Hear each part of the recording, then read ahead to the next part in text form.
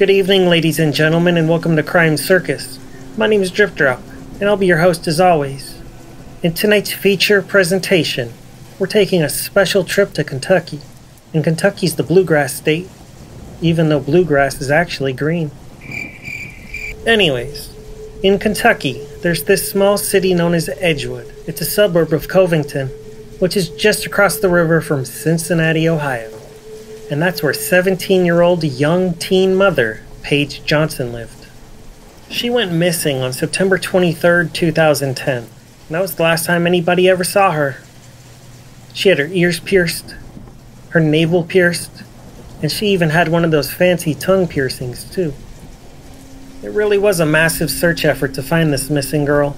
Friends, family members, and strangers in the community all bonded together. Her mother Donna and her sister Brittany walked the streets, putting up missing person flyers on telephone poles. The police did their share of investigating and searches out in the woods, but they kept coming up empty-handed, and the last person that was known to have seen Paige wasn't cooperating. Now let's jump right into this story and find out more about the life and disappearance of Paige Johnson.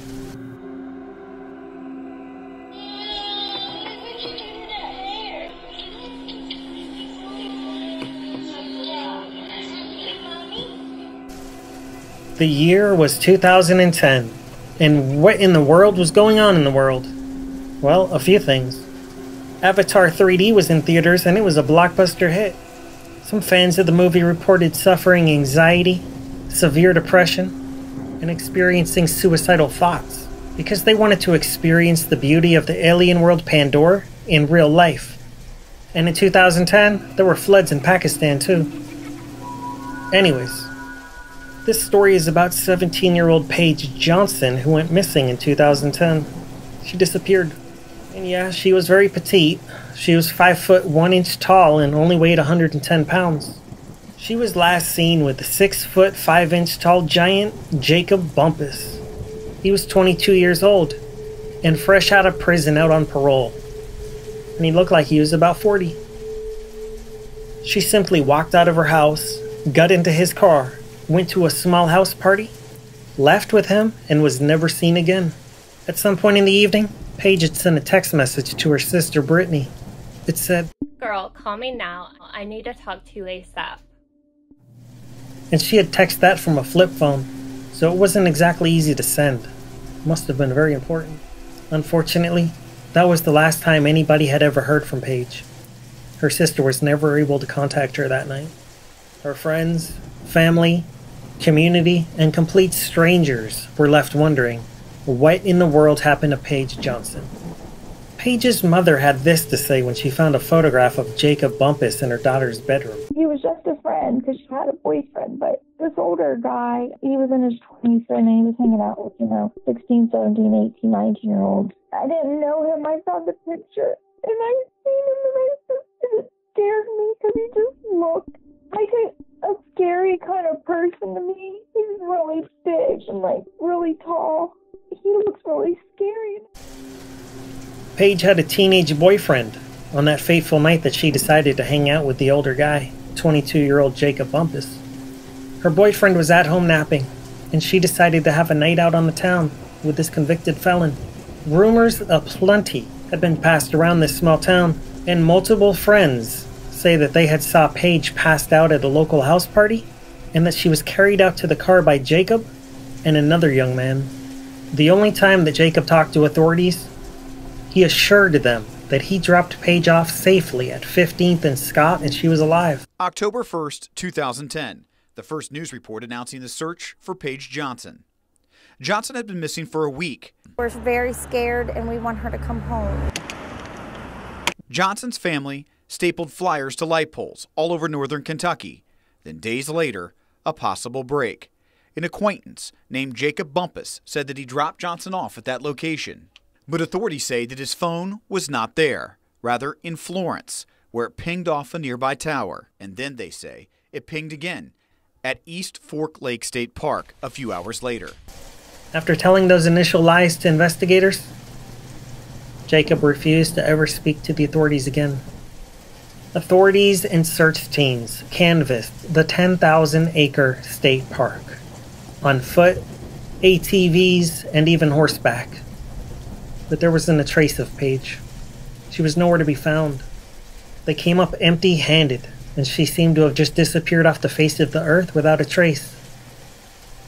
Paige Johnson was born August 29th, 1993, and she grew up into be a wonderful young woman. A 5 foot 1 inch tall, 110-pound, blonde-haired teenager.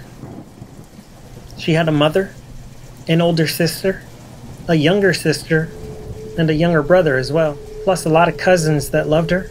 She enjoyed gymnastics, cheerleading, hanging out with friends, and her mother had this to say about her daughter.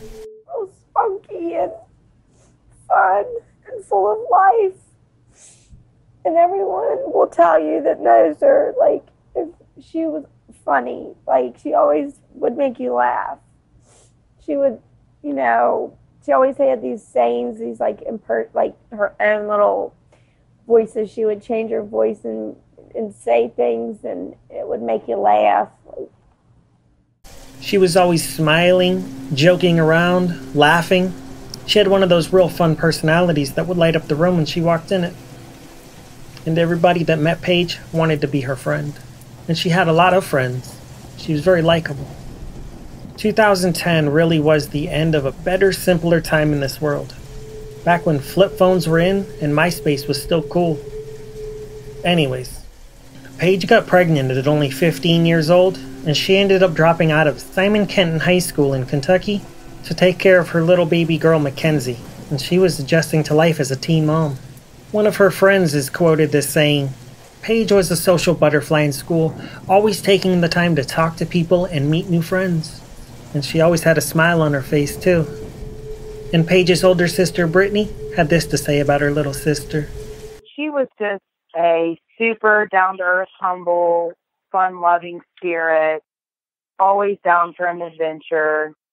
Police would end up getting search warrants for Jacob and Paige's Facebook and MySpace accounts. But those search warrants also turned up nothing. Paige had just seemed to have vanished. About 2 weeks after Paige Johnson had gone missing, Jacob Bumpass was arrested on October 4th. But not for murder, and not for her disappearance. A Kenton County judge has determined that the man last seen with a missing Covington teen mom violated his parole. At today's hearing, the judge determined Jacob Bumpass made at least 2 violations: use of a controlled substance and drinking alcohol. The judge will send her recommendations to the parole board in Frankfort. It will set a separate hearing to determine whether to provoke his parole. The police were having an extremely difficult time proving that any crime had even been committed. There was no body, and no evidence of any sort of foul play. He claimed that she was alive when he dropped her off at 15th and Scott in Covington, Kentucky. The police did their investigative work. They ruled out any chance of any enemies Paige might have, and she didn't have beef with anybody. Everybody loved Paige, and her boyfriend had a solid alibi. The search continued for Paige, and the Northern Kentucky Youth Foundation ended up offering a $1,000 reward for any information leading to the whereabouts of Paige. But nobody attempted to claim the $1,000. Nobody had any information. Nobody was cooperating. And in 2011, Nancy Grace did a special on Paige Johnson missing in Kentucky. Bombshell tonight, live, Cincinnati suburbs. A beautiful 17-year-old girl, popular, outgoing, heads to her sister's home just 10 miles away and vanishes without a trace. Ms. Johnson, did your daughter take anything with her when she left that night? I think just her purse. She did take her purse. So her purse obviously was never found? I just wish that Bumpass would tell the truth. I know that he knows. I know that he's lied through this whole thing. There's too many things, too much evidence showing that he's lied.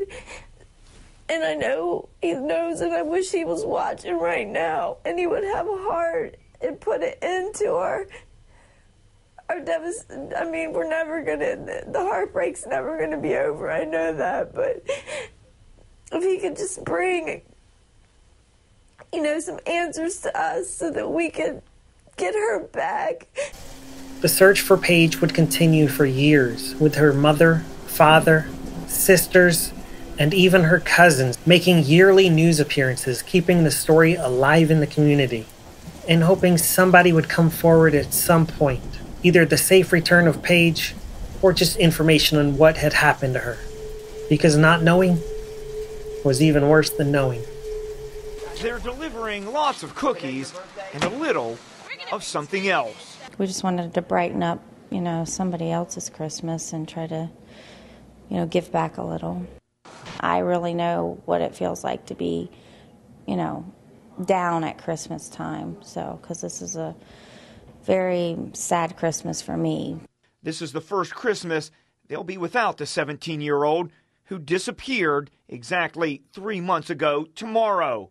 Now, friends and family and some people who never knew Paige come together to make donations in her name to Covington's Women's Crisis Center. And for the first time, Paige's father, Gary Johnson, speaks publicly. It shows that there's a lot of love in the world, that people do care, that don't even know us or know Paige. It's a daughter that's missing, it's a sister, it's a cousin, it's a niece, granddaughter, it's a mother. She just had a beautiful smile and a beautiful character. She's a very loving, compassionate person. And that's what sticks in my mind all the time is that smile. There's a core group of people that stay involved that are always calling, checking, asking if we know anything. A core group that for the third year gathered again at Covington's Goble Park. I just asked if anybody out there would know anything of a lead to where she might be and where we could find her to put closure to this, that they would come forward. Around 45 volunteers have been canvassing for clues. We just need to keep going. We just have to keep our eye on the prize, and that's bringing her home. At least for one night, she was home again with her family and friends. We love you, Paige! At least for one night, a father hugs his daughter, a moment he promises won't be his last. There's definitely hope, and we're never going to give up hope, and we're going to keep going until we find her. The disappearance of Paige Johnson took a huge toll on the entire family, with Paige's father Gary passing away a few years after her disappearance. He died without closure. The disappearance of Paige also sent her mother into a deep depression that would last for years. For 10 long years, there wasn't any trace of Paige. Birthdays would come and go, holidays would pass, the years kept passing by. Her loved ones were trapped living inside of a real-life nightmare with no end in sight. If there's a hell, this is what I would imagine it would be. Donna Johnson is trapped in a cycle of sadness, anger, and frustration as this month marks another year without her daughter. I mean, 8 years is a long time to wonder where your child is at. Donna still wears pins with Paige's picture. Every day, it's like, will somebody come forth today? Will somebody tell? Nobody ever does. I might never get closure. I might go the rest of my life without knowing where my child is. Her little girl Mackenzie was growing up without a mother. For an entire decade, Paige's mother Donna would continue the search for her daughter Paige. She'd make frequent news appearances, keeping the story alive and hoping somebody, somewhere, would come forward with information leading to the return of Paige Johnson. As the years passed, false leads and tips were always followed up on. A tip brought authorities here to Latonia, an abandoned art store where that anonymous person reported Paige's remains could be found in a cistern. Friends and family watched in anticipation as Covington and Kenton County officials took evidence from the cistern bucket by bucket, sifting to see what they could find. Just hoping that my family can get some closure because it's been too long. There's been hundreds of tips. Generally, if any of them show any validity at all, we follow up on them. This is not anything out of the ordinary. But after hours of searching, police find bones belonging to animals and pieces of pottery, nothing related to the case. At one point, somebody even made a false claim that led authorities to Knox County. And authorities ended up excavating a hole 8 feet deep and as big as an Olympic-sized swimming pool. Turned up nothing. There's been multiple witnesses that have refused to cooperate in this investigation. They've refused to cooperate with police, refused to talk to police, and made false claims to police as well.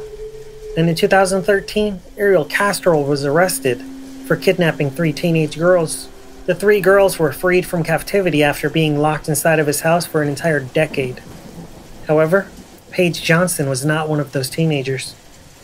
In January of 2020, her family remained hopeful that somebody would eventually come forward. Her cousin Allison was on the local news talking about it, and she seemed to be very confident and positive that they were on the verge, that this year was going to be the year something happened, that they would receive answers finally. Almost 10 years since a local teen went out for the night with friends and then vanished. Now Paige Johnson's case is getting a fresh look. We don't know how to grieve her. We don't know where she is. For nearly 10 years, Allison Franks has wondered each day what happened to her cousin, Paige Johnson. It's been devastating. I know personally I've seen counselors and had to do medication and see doctors. Her mother is destroyed. I mean, every day is just the worst day. We are so close to finding out what happened. We need to escalate and get more people involved and figure this out this year. And just 2 months later, everything changed on March 22nd, 2020. A woman called 911 to report that her husband had gone deer hunting near East Fork State Park, and he had found a burned human skull near Ohio 276. A woman called 911 and said her husband found human remains near Williamsburg in Claremont County. He swears up and down it's a human skull. The discovery, made a little more than a mile away from that cell phone tower, gave Johnson's mother hope an arrest might soon follow. I was just so afraid that I would never find her. She wouldn't be found, that I would die without knowing where she was. 4 months after the missing Kentucky girl's remains were found in Ohio, Jacob Bumpass was arrested in July of 2020, but not for murder. Mr. Bumpass has been charged with tampering with physical evidence and abuse of a corpse. Police arrested Jacob Bumpass in Colerain Township and charged him in connection with the death of 17-year-old Paige Johnson in 2010. With Bumpass now in custody, Kenton County Commonwealth's attorney said the path to the justice Johnson's family has waited for desperately for years is suddenly in view. For the first time, a suspect answered to charges today in a nearly 10-year-old death investigation. Jacob Bumpass pleaded not guilty to abusing Paige Johnson's corpse and tampering with evidence. During today's brief arraignment, defense attorney Louis Sirkin asked the judge for what he called a reasonable bond. He's been aware of this situation and since 2010. He's remained in the area. He's remained gainfully employed. He lives with his mother, his brother, and sister-in-law in Finneytown, Ohio, where they have lived for the past 8 years. When arrested yesterday, he was fully cooperative. The judge set bond at $50,000 full cash and ordered Bumpass to stay away from Paige Johnson's family. And within 24 hours, his dear mother had him bonded out of jail and back in the comfort of his home in Finneytown, Ohio. Paige's friends, family, and supporters were there to greet Jacob as he was released from jail on bond. Jacob Bumpass, with a buzz cut, brown suit, and mask, was met at the Claremont County Courthouse exit by a crowd and anger. The community cares about this. It's not just her family. The community demands justice. Friends and family of Paige Johnson, wearing her picture on their shirts, followed Bumpass to his car, leaving no question about their feelings as they did. And watch this. See what happens as Bumpass tried to drive off. One protester remained in front of the vehicle. I just am overwhelmed with so many emotions. Just so much, just to see his face. I haven't seen him in almost 10 years. When this happened to my sister, it took a piece of my mom with her. And she will never get that back.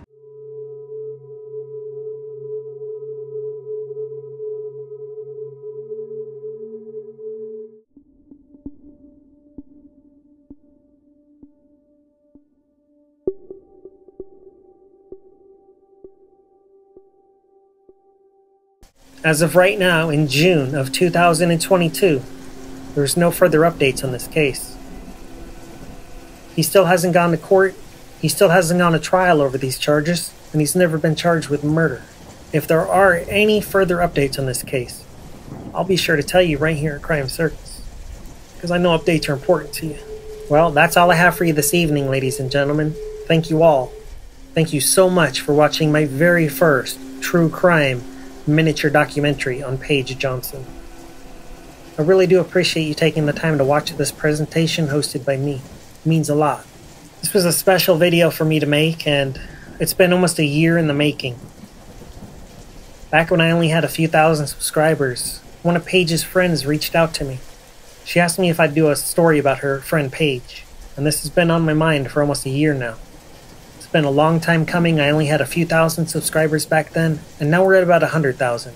I had to do a lot of research in this case, and I wanted to wait until this channel was big enough to do this story justice. Because Paige Johnson deserves justice, and so does her family.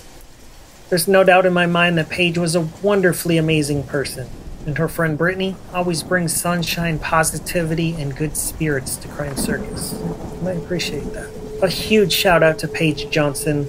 Rest in peace. Shout out to Paige's siblings, her cousins, friends and family, loved ones. A huge shout out to Paige's mother, Donna Johnson, for never losing hope. And a huge shout out to her cousin Allison for never losing faith and always working hard behind the scenes to try to find justice for her cousin Paige. And of course, a huge shout out to all of my wonderful supporters for making this show a reality. Daylight Disinfectant, the Roma Army, Mark Wiley, Laura, L Boogie Bella, all of my circus members, all my Patreons, and everybody that tries to join each and every single live chat premiere experience. I don't miss a single one, and I know a lot of you don't try to miss any either. The notifications rarely go out. I appreciate you all, and really there's too many shout-outs to give right now, but I will get to them in time. Please take a moment to like, comment, share, subscribe, turn on notifications, and until next time, remember to stay safe out there because you know it's a dangerous world.